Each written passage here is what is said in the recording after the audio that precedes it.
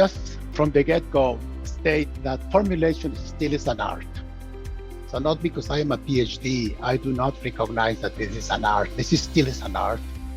However, it's a very interesting art because it is an art that is multidisciplinary in character, and it involves various fields of science. So the global hair care market.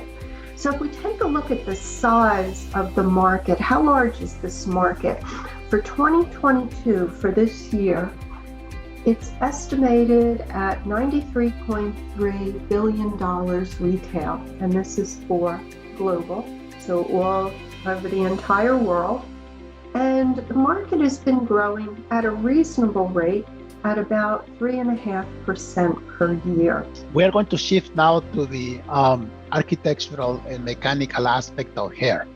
So before we review the biological and the chemical aspect, now we are going to jump to the architectural and mechanical aspect of hair. So you can see that actually in our brains, in the way we learn about hair, we can conceive hair as made just out of cells, the biological aspect. So I'm going to talk about how we formulate shampoos and talk about the important properties that we're considering as we review and then choose different shampoo ingredients.